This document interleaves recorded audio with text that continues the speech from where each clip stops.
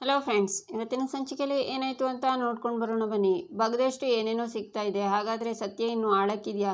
ನಾನಿರೋ ಸ್ಥಿತಿಲಿ ಏನು ಮಾಡಲಿ, ಹೇಗೆ ನಿಜನ ಸಾಬೀತು ಮಾಡಲಿ ಅಂತ ನನಗೆ ಗೊತ್ತಾಗ್ತಿಲ್ಲ ಅಂತಾಳೆ ಭಾರ್ಗವಿ. ಆಗ ಅರ್ಜುನ್, ಭಾರ್ಗವಿ ಬೇಡಿ ಹಾಕಿರೋ ಕೈನ ಹಿಡ್ಕೊಂಡು, ಭಾರ್ಗವಿ ನೀವು ನಿಜ ಹೇಳ್ತಿದ್ದೀರಾ ಅಂತ ನನಗೆ ಗೊತ್ತು. ಅದು ಯಾರೇ ನಿಮ್ಮ ಜೊತೆ ಇಲ್ಲದೇ ಇದ್ರು, ಯಾರೇ ನಿಮ್ಮನ್ನು ನಂಬದೇ ಇದ್ರು, ನಾನು ನಿಮ್ಮ ಜೊತೆ ಇರ್ತೀನಿ. ನೀವು ತಪ್ಪು ಮಾಡಿಲ್ಲ ಅಂತ ನಾನು ಸಾಬೀತು ಮಾಡ್ತೀನಿ ಅಂತಾನೆ ಅರ್ಜುನ್. ಸರಿ ಅದೇನು ಮಾಡಬೇಕು ಆಮೇಲೆ ಮಾಡ್ಕೊಳ್ಳಿರಿ ಇರಿ, ಮೊದಲು ಇವರನ್ನು ಕರ್ಕೊಂಡು ಹೋಗಿ ಆ ಕಡೆ ಕೂರಿಸಿ. ಏನು ಸರ್ ಹಾಗೆ ನೋಡ್ತಿದ್ದೀರಾ ನೀವು? ನೀವೇ ಹೇಳ್ಕೊಟ್ಟಿದ್ದ ಪಾಠನೇ ಅಲ್ವಾ ಎಲ್ಲರನ್ನೂ ಒಂದೇ ಥರ ನೋಡ್ಕೋಬೇಕು ಅಂತ. ಪೊಲೀಸ್ ಥರ ಬಿಹೇವ್ ಮಾಡೋಕ್ಕೆ ಹೇಳಿದ್ರಲ್ಲ ಸರ್, ಅದನ್ನೇ ಫಾಲೋ ಮಾಡ್ತಿದ್ದೀನಿ. ಫಾರ್ಮ್ಯಾಲಿಟೀಸ್ ಮರೆಯೋಕ್ಕಾಗುತ್ತಾ ಸರ್ ಅಂತಾನೆ ವಿಜಯ್. ಬಾರಮ್ಮ ಅಂತ ಭಾರ್ಗವಿನ ಕರ್ಕೊಂಡು ಹೋಗ್ತಾರೆ. ಈಚೆ ರಮ್ಯಾ JP ಪಾಟೀಲ್ ಮನೆಯೊಳಗೆ ಬಂದು ಮನೇನ ನೋಡ್ತಾ ಸ್ಮೈಲ್ ಮಾಡ್ತಾ ಇರುವಾಗ ನಿರ್ಮಲಾ ಬಂದು, ಯಾರಮ್ಮ ನೀನು ಮನೆ ಒಳಗೆ ಬಂದುಬಿಟ್ಟಿದೆಯಾ? ಕೆಲಸದವರು ಬೇಕು ಅಂತ ಅಡ್ವರ್ಟೈಸ್ ಹಾಕಿದ್ವಲ್ವಾ, ಅದನ್ನು ನೋಡ್ಕೊಂಡು ಮನೆಗೆ ಬಂದುಬಿಟ್ಯಾ? ಹಲೋ ನಿನ್ನೆ ಕೇಳ್ತಿರೋದು ಅಂತಾರೆ ನಿರ್ಮಲಾ. ಆಗ ರಮ್ಯಾ ನಿರ್ಮಲಾ ಕಡೆ ತಿರುಗ್ತಾಳೆ. ಕೆಲಸದವಳು ಸಂಧ್ಯಾ, ದೆವ್ವ ದೆವ್ವ, ಅಯ್ಯೋ ದೆವ್ವ ಅಂತ ಕೂಗ್ತಾರೆ ನಿರ್ಮಲಾ. ಆಗ ಮನೆಯವರೆಲ್ಲ ಓಡಿ ಬರ್ತಾರೆ. ನೋಡಿ ದೆವ್ವ ಅಂತಾರೆ ನಿರ್ಮಲಾ. ಸಂಧ್ಯಾ ಅಂತಾರೆ ಜಯಂತ್. ಇದು ನೀನೇನಾ? ನಿಜವಾಗ್ಲೂ ಬಂದ್ಯಾ ಅಂತಾರೆ ರುದ್ರ. ನೋಡು ರುದ್ರ, ಕೈಕಲ್ಲಿರೋ ದೆವ್ವ, ಇವಳನ್ನು ಓಡಿಸು. ಸಂಧ್ಯಾನ ದೆವ್ವ, ನಾನೇ ಮೇಲೆ ಹೋಗ್ಬಿಡ್ತೀನಿ ಅನ್ನಿಸ್ತಿದೆ ಅಂತಾರೆ ನಿರ್ಮಲಾ. ಆಗ JP ಮನೆಯೊಳಗೆ ಬರ್ತಾರೆ. JP, ಸಂಧ್ಯಾ ದೆವ್ವ, ಓಡಿಸಿ ಅಂತಾರೆ ನಿರ್ಮಲಾ. ಸ್ಟಾಪ್ ಇಟ್ ನಿರ್ಮಲಾ, ಸಂಧ್ಯಾ ಒಳಗೆ ಹೋಗು ಅಂತ ಸನ್ನೆ ಮಾಡ್ತಾರೆ JP. ಆಗ ಸಂಧ್ಯಾ ಒಳಗೆ ಹೋಗ್ತಾಳೆ. JP ನಗ್ತಾ, ಹೇಗಿದೆ ಶಾಕ್? ನಮ್ಮ ಮನೇಲಿ ಕೆಲಸ ಮಾಡ್ತಿದ್ಲಲ್ಲ ಸಂಧ್ಯಾ, ಅವಳೇ ಅಂತಾರೆ JP. ಅವಳು ಸತ್ತು ಹೋಗಿದ್ಲಲ್ಲ JP, ಅವಳು ಹೇಗೆ ಬರೋದಕ್ಕೆ ಸಾಧ್ಯ ಅಂತಾರೆ ನಿರ್ಮಲಾ. ಇಲ್ಲ ನಿರ್ಮಲಾ, ಅವಳು ಸತ್ತಿಲ್ಲ, ನೀವು ಯಾರೂ ಭಯಪಡಬೇಡಿ. ಅವಳು ಸಾಯಲಿಲ್ಲ, ಬಚ್ಚಿಟ್ಕೊಂಡಿದ್ಲು, ಈಗ ಬಂದಿದ್ದಾಳೆ, ಇನ್ನು ಮುಂದೆ ಇಲ್ಲೇ ಇರ್ತಾಳೆ. ಶಕುಂತಲಾ ದೇವಿ, ಇಷ್ಟು ಚಿಕ್ಕ ವಿಷಯಕ್ಕೆ ಸುಸ್ತಾಗ್ಬಿಟ್ರೆ ಹೇಗೆ? ಇನ್ನೂ ಒಂದು ದೊಡ್ಡ ತಿರುಳು ಪಡೆಯೋದಿದೆ ಅಂತ ಕ್ಲಾಪ್ಸ್ ಮಾಡ್ತಾರೆ JP. ಆಗ ಬೃಂದಾ, ಸಿತಾರ, ವಿಕ್ಕಿ ಮನೆ ಒಳಗೆ ಬರ್ತಾರೆ. ರಿತು ವಿಕ್ಕಿನ ನೋಡಿ ಖುಷಿಯಿಂದ ಬಂದು ತಪ್ಕೋತಾಳೆ. ಶಕುಂತಲಾ ಅವರು ಭಾರ್ಗವಿ ಬಂದಿಲ್ಲ ಅಂತ ಹೊರಗಡೆನೆ ನೋಡ್ತಿರ್ತಾರೆ. ಯಾರನ್ನು ಹುಡುಕ್ತಿದ್ದೀರಾ ಅಜ್ಜಿ? ಭಾರ್ಗವಿನ? ಅವಳು ಇನ್ನು ಬರಲ್ಲ ಬಿಡಿ ಅಂತಾಳೆ ಬೃಂದಾ. ಯಾಕೆ ಬರಲ್ಲ? ಭಾರ್ಗವಿ ಎಲ್ಲೋದ್ಲು ಹೇಳು ಬೃಂದಾ ಅಂತಾರೆ ರುದ್ರ. ನಿಜ ಹೇಳು ಬೃಂದಾ, ಭಾರ್ಗವಿಗೆ ಏನು ಮಾಡಿದ್ರಿ? ಮತ್ತೆ ಮೋಸ ಸಾಕ್ಷಿ ಕೊಟ್ರಾ ಅಂತಾರೆ ಶಕುಂತಲಾ. ಎಕ್ಸ್ಕ್ಯೂಸ್ ಮೀ ಶಕುಂತಲಾ ದೇವಿ, ಸಂಧ್ಯಾ ನಿನ್ನ ಕಣ್ಮುಂದೆ ಬಂದರೂ ಇದನ್ನು ಮೋಸ ಅಂತಿದ್ಯಲ್ಲ ಅಂತಾರೆ JP. ಅದೇನು ಮಾವನ್ನ ಭಾರ್ಗವಿ ಸೋಲಿಸ್ತಾರೆ ನೋಡ್ತೀರಿ ಅಂತ ಹೇಳಿದ್ರಿ, ಈಗ ನಿಮ್ಮ ಲೆಕ್ಕಾಚಾರ ಎಲ್ಲ ತಲೆ ಕೆಳಗಾಯಿತು. ಆ ಭಾರ್ಗವಿ ಸಿತಾರಾ ಆಂಟಿ ಮತ್ತು ವಿಕ್ಕಿನ ಯಾವ ಜೈಲಿಗೆ ಕಳಿಸಿದ್ಲೋ ಅದೇ ಜೈಲಿಗೆ ಅವಳು ಹೋಗಿದ್ದಾಳೆ ಅಂತಾಳೆ ಬೃಂದಾ. ಆಗ ರುದ್ರ, ಜಯಂತ್ ಮತ್ತು ಶಕುಂತಲಾ ಶಾಕ್ನಿಂದ ನೋಡ್ತಾರೆ. ಈಚೆ ಭಾರ್ಗವಿ ಕೂತಿರ್ತಾಳೆ. ಆಗ ಶ್ರೀಮಂತ ಬಂದು ಮಗಳೇ ಅಂತಾನೆ. ಆಗ ಸ್ಫಟಿಕನು ಬರ್ತಾಳೆ. ನಿಂತ್ಕೊ ಅಂತಾನೆ ಶ್ರೀಮಂತ. ಬಿಡ್ರಿ, ನಾನು ಭಾರ್ಗವಿಯವರನ್ನ ನೋಡಬೇಕು ಅಂತಾಳೆ ಸ್ಫಟಿಕ. ಇದಕ್ಕೆಲ್ಲ ಕಾರಣನೇ ನೀನು, ಉರಿಯೋ ಬೆಂಕಿಗೆ ತುಪ್ಪ ಸುರಿಯೋಕೆ ಬಂದಿದ್ದಾಳೆ, ಹೋಗು ಅಂತಾನೆ ಶ್ರೀಮಂತ. ಆದರೆ ಸ್ಫಟಿಕ, ಮೇಡಮ್ ಏನಾಯಿತು ಅಂತ ಮುಂದೆ ಬರ್ತಾಳೆ. ಏನು ಮೇಡಮ್ ಹೀಗೆ ನುಗ್ತಿದ್ದೀರಾ ಅಂತಾರೆ ಪೊಲೀಸ್. ಅಲ್ಲ ಮ್ಯಾಮ್, ತಪ್ಪು ಮಾಡಿದವರೆಲ್ಲ ಆಚೆ ಹೋರಾಡ್ತಿದ್ದಾರೆ, ನೀವು ನಿಮ್ಮನ್ನು ಯಾಕೆ ಅರೆಸ್ಟ್ ಮಾಡಿದ್ರು ಅಂತಾಳೆ ಸ್ಫಟಿಕ. ಮಾಡೋದೆಲ್ಲ ಮಾಡಿ ಈಗ ಮಳ್ಳಿ ಥರ ನಾಟಕ ಮಾಡ್ತಿದ್ಯಾ? ನಮ್ಮ ಅಳಿಮಯ್ಯ ಬರಲಿ ಆಯ್ತೆ ನಿನಗೆ ಅಂತಾನೆ ಶ್ರೀಮಂತ. ನಾನೇನ್ರಿ ಮಾಡಿದೆ? ನನ್ನನ್ನು ಯಾಕೆ ಬೈತಿದ್ದೀರಾ ಅಂತಾಳೆ ಸ್ಫಟಿಕ. ಆಗ ಅರ್ಜುನ್ ಬಂದು, ನೀವೇನು ಮಾಡಿದ್ದೀರಾ ಅಂತ ನಿಮಗೆ ಗೊತ್ತಿಲ್ವಾ? ಇವತ್ತು ನನ್ನ ಹೆಂಡತಿ ಜೈಲಿನಲ್ಲಿರೋದಕ್ಕೆ ಮೂಲ ಕಾರಣನೇ ನೀವು. ಸುಳ್ಳು ಹೇಳಿ ಗೊಂದಲ ಹುಟ್ಟಿಸಿ ಕೇಸ್ ದಿಕ್ಕನ್ನೇ ತಪ್ಪಿಸಿದ್ರಿ. ಈಗ ಸಂಧ್ಯಾನೇ ಬದುಕಿ ಬಂದು ವಿಕ್ಕಿ ಪರ ಸಾಕ್ಷಿ ಹೇಳ್ತಿದ್ದಾಳೆ ಅಂತಾನೆ ಅರ್ಜುನ್. ಏನು, ಸಂಧ್ಯಾ ಬದುಕಿದಾಳಾ ಅಂತಾಳೆ ಸ್ಫಟಿಕ. ಹೌದು, ಸಂಧ್ಯಾ ಬದುಕಿದ್ದಾಳೆ. ಇಷ್ಟು ದಿನ ಅವಳು ಸತ್ತು ಹೋಗಿದ್ದಾಳೆ ಅಂದ್ಕೊಂಡಿದ್ವಲ್ವಾ, ಇವತ್ತು ನಮ್ಮ ಮುಂದೆ ಅವಳು ಬಂದು ನಿಂತಿದ್ದಾಳೆ. ಆದರೆ ಅವಳಿಗೆ ಯಾರು ಅನ್ಯಾಯ ಮಾಡಿದ್ರು ಅವ್ರ ಪರವಾಗಿ ನಿಂತಿದ್ದಾಳೆ ಅಂತಾಳೆ ಭಾರ್ಗವಿ. ನನಗೇನು ಈ ಸ್ಫಟಿಕ ಮೇಲೇ ಡೌಟ್ ಇದೆ ಭಾರ್ಗವಿ. ನಮ್ಮ ಹತ್ರ ಸುಳ್ಳು ಹೇಳಿ ವಿಕ್ಕಿನ ಜೈಲಿಗೆ ಕಳಿಸಿದ್ರು, ಈಗ ಬಚ್ಚಿಟ್ಟಿರೋ ಸಂಧ್ಯಾನ ವಾಪಸ್ ಕರೆಸಿ ನೀವು ಜೈಲು ಸೇರೋ ಹಾಗೆ ಮಾಡಿದ್ದಾಳೆ. ಇದೆಲ್ಲ ಇವಳದೇ ಪ್ಲ್ಯಾನ್ ಇರಬೇಕು ಅಂತಾನೆ ಅರ್ಜುನ್ ಅವರೇ, ನಾನು ಯಾಕೆ ಭಾರ್ಗವಿಗೆ ಮೋಸ ಮಾಡಲಿ?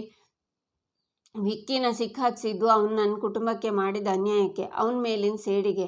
ಅವನಿಂದ ನೋವು ತಿಂದಿರೋ ನಾನು, ಅಪ್ಪ ಅಮ್ಮನ ಕಳ್ಕೊಂಡಿರೋ ನಾನು ಅವನಿಗೆ ಯಾಕೆ ಸಹಾಯ ಮಾಡಲಿ?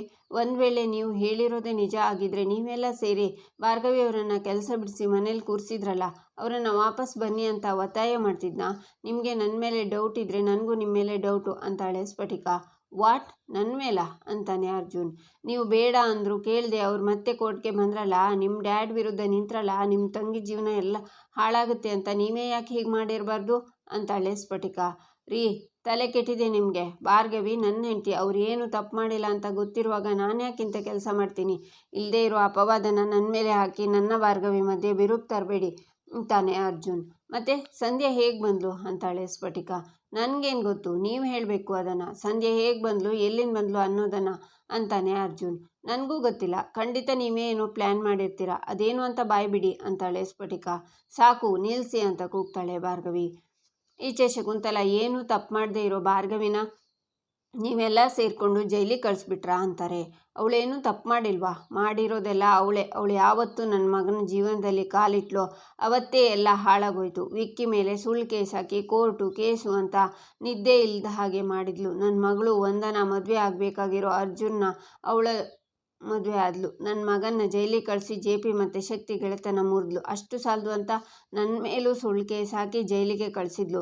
ನಮ್ಮ ಇಡೀ ಫ್ಯಾಮಿಲಿನ ಹಾಳು ಮಾಡೋದು ಅವಳ ಉದ್ದೇಶ ಆಗಿತ್ತು ಅಂತಾರೆ ಸಿತಾರಾ. ಅದೇ ತಪ್ಪಿಗೆ ಸುಳ್ಳು ಕೇಸ್ ಹಾಕಿ ಫ್ರಾಡ್ ಅಂತ ಸಿಕ್ಕಾಕೊಂಡು ಈಗ ಜೈಲಿಗೆ ಸೇರಿದ್ದಾಳೆ ಅಂತಾರೆ JP. ಏನಜ್ಜಿ, ಭಾರ್ಗವಿನೇ ನಿಮ್ಮ ಕಣ್ಮುಂದೆ ಇರೋ ನ್ಯಾಯದೇವತೆ ಅಂತ ತಲೆ ಮೇಲೆ ಹೊತ್ತಕೊಂಡು ತಿರುಗಾಡ್ತಿದ್ರಿ. ತಪ್ಪು ಮಾಡಿದವರಿಗೆಲ್ಲ ಬುದ್ಧಿವಾದ ಹೇಳೋ ಮಹಾತಾಯಿ ನೀವು. ಸುಳ್ಳು ಕೇಸ್ ಹಾಕೋದು ತಪ್ಪು, ಫ್ರಾಡ್ ಮಾಡಿದರೆ ಜೈಲಿಗೆ ಕಳಿಸ್ತಾರೆ ಅಂತ ಹೇಳಲಿಲ್ವಾ? ಡ್ಯಾಡ್ ಮೇಲಿನ ಜಿದ್ದಿಗೆ ನನ್ನನ್ನು ಜೈಲಿಗೆ ಕಳಿಸಿದ್ಲು. ಈಗ ನೋಡಿ ಅವಳೇ ಜೈಲಿಗೆ ಹೋದ್ಲು ಅಂತಾನೆ ವಿಕ್ಕಿ. ಕೊನೆಗೂ ಮಾವನೇ ಗೆದ್ರಲ್ಲ ಅಜ್ಜಿ, ನಿಮ್ಮ ಭಾರ್ಗವಿ ಕೈನಲ್ಲಿ ಏನೂ ಮಾಡೋಕ್ಕಾಗಲಿಲ್ಲ ಅಂತಾಳೆ ಬೃಂದಾ. ಭಾರ್ಗವಿ ಅಷ್ಟೇ ಅಲ್ಲ, ಅವಳ ಥರ 100 ಜನ ಬಂದರೂ ಇನ್ನು ಮುಂದೆ ಏನೂ ಕಿತ್ಕೊಳ್ಳೋಕ್ಕಾಗಲ್ಲ. ಯಾಕಂದರೆ ನನ್ನ ಜೊತೆ ನನ್ನ ಸೊಸೆ ಬೃಂದಾ ಇದ್ದಾಳೆ. ಭಾರ್ಗವಿನ ಮಟ್ಟ ಹಾಕಿ ನನ್ನ ಮರ್ಯಾದೆನ ಕಾಪಾಡಿದ ಬೃಂದಾನೇ ನನಗೆ ತಕ್ಕ ಸೊಸೆ. ನನ್ನ ಮಕ್ಕಳ ಕೈಲೂ ಮಾಡೋಕ್ಕಾಗದೇ ಇರೋದನ್ನು ನನ್ನ ಸೊಸೆ ಮಾಡಿ ತೋರಿಸಿದ್ದಾಳೆ. ಈ ನನ್ನ ಸೊಸೆ ಇಲ್ಲ ಅಂದಿದ್ರೆ ನನ್ನ ಮನೆ ಛಿದ್ರ ಛಿದ್ರ ಆಗ್ತಿತ್ತು. ಆ ಭಾರ್ಗವಿಗೆ ಈ ಮನೆಯಲ್ಲಿರೋ ಯೋಗ್ಯತೆ ಯಾವತ್ತೂ ಇರಲಿಲ್ಲ. ಅವಳಿಂದ ನಾನು ಬೃಂದನ್ ಮೇಲೆ ಅನುಮಾನ ಪಡೋ ಹಾಗಾಯಿತು. I am really sorry Brinda ಅಂತಾರೆ JP. ಅಯ್ಯೋ ಮಾವ, ಯಾಕೆ ಹೀಗೆಲ್ಲ ಮಾತಾಡ್ತಿದ್ದೀರಾ? ದೊಡ್ಡವ್ರು ನೀವು, ಹೀಗೆಲ್ಲ ಚಿಕ್ಕವ್ರ ಹತ್ರ ಸಾರಿ ಕೇಳಬಾರ್ದು ಅಂತಾಳೆ ಬೃಂದಾ. ನೀನು ಮಾಡಿರೋ ಸಹಾಯಕ್ಕೆ ಎಷ್ಟು ಸಲ ಕ್ಷಮೆ ಕೇಳಿದ್ರು ಧನ್ಯವಾದ ಹೇಳಿದ್ರು ಕಡಿಮೆನೆ ಅಂತಾರೆ JP. ಹೌದು ಬೃಂದಾ, ನೀನು ಮಾಡಿರೋ ಉಪಕಾರನ ನಾನು ಯಾವತ್ತೂ ಮರೆಯಲ್ಲ. ನೀನು JP ಮನೆ ಸೊಸೆ ಮಾತ್ರ ಅಲ್ಲ, ಶಕ್ತಿ ಮನೆ ಮಗಳು, ನಮ್ಮನೆ ಮಗಳು ಅಂತಾರೆ ಸಿತಾರಾ. ಈಚೆ ಭಾರ್ಗವಿ, ನೀವಿಬ್ಬರು ಜಗಳ ಮಾಡಬೇಕಾಗಿರೋ ಜಾಗನೂ ಇದಲ್ಲ, ಸಮಯನೂ ಅಲ್ಲ, ಅದು ಉಪಯೋಗನೂ ಇಲ್ಲ. ನನ್ನ ಸಂಕಟ ನಿಮ್ಗೆ ಯಾರಿಗೂ ಅರ್ಥ ಆಗ್ತಿಲ್ಲ. ಸಂಧ್ಯಾ ನನ್ನನ್ನು ಅಕ್ಕ ಅಕ್ಕ ಅಂತ ಬಾಯಿ ತುಂಬ ಕರ್ಕೊಂಡು ನನ್ನ ಜೊತೆಲೇ ನಮ್ಮ ಮನೇಲಿ ನನ್ನ ತಂಗಿ ಥರ ಇದ್ರಲ್ಲ. ಆದರೆ ಈಗ ಸಂಧ್ಯಾ ಬದುಕಿದ್ದಾಳೆ. ಅವಳು ನನ್ನ ಹತ್ರ ಬರದೆ ಅವ್ರ ಹತ್ರ ಯಾಕೆ ಹೋದ್ಲು ಅಂತಾಳೆ ಭಾರ್ಗವಿ. ನೀವು ಹೇಳೋದು ಸರಿ ಇದೆ ಭಾರ್ಗವಿ, ಏನೋ ಮಿಸ್ ಹೊಡಿತಿದೆ. ಮುಂದೆ ಏನು ಮಾಡಬೇಕು ಅಂತ ಹೇಳಿ, ನನ್ನ ಕೈಲಾದ ಸಹಾಯ ಮಾಡ್ತೀನಿ ಅಂತಾಳೆ ಸ್ಫಟಿಕ. ನೋಡಿ ಮೇಡಮ್, ನೀವೇನೂ ಮಾಡಬೇಕಾಗಿಲ್ಲ, ಇವಾಗ ಮಾಡಿದಿರಲ್ಲ ಅಷ್ಟು ಸಾಕು ಅಂತಾನೆ ಅರ್ಜುನ್. ಪಾರ್ಥ ಅಂತಾಳೆ ಭಾರ್ಗವಿ. ಈಚೆ ಬೃಂದಾ, ಇದೆಲ್ಲ ಏನು ದೊಡ್ಡ ವಿಷಯ ಬಿಡಿ ಆಂಟಿ. ಈ ಮನೆ ಸೊಸೆಯಾಗಿ ನಾನು ನನ್ನ ಕೆಲಸ ಮಾಡಿದ್ದೀನಿ ಅಷ್ಟೇ. ಈ ನನ್ನ ಪುಟ್ಟ ಅಳಿಲ್ ಸೇವೆಗೆ ನೀವೆಲ್ಲ ಇಷ್ಟು ಗೌರವ ಕೊಡ್ತಿರೋದು ನಿಮ್ಮ ದೊಡ್ಡ ಗುಣ ಆಂಟಿ. ಆದರೆ ಏನು ಮಾಡೋದು, ನಿಮಗೆ ಮಾವಂಗೆ ಸತ್ಯ ಆಗಿರೋ ಅರ್ಥ ಈ ಮನೇಲಿರೋ ಯಾರಿಗೂ ಅರ್ಥ ಆಗಿಲ್ಲ ಅಂತಾಳೆ ಬೃಂದಾ. ಆ ಅನಿವಾರ್ಯತೆ ಇನ್ನಿಲ್ಲ ಬೃಂದಾ. ಮುಂದೆ ಯಾರು ಒಪ್ಪಿದ್ರು ಒಪ್ಪದೇ ಇದ್ರು ಮಹಾರಾಣಿ ನೀನೇನೇ ಈ ಮನೆಗೆ. ಇನ್ನು ಮುಂದೆ ನಿನ್ನ ಮಾತಿನ ಹಾಗೆ ಎಲ್ಲ ನಡೆಯುತ್ತೆ.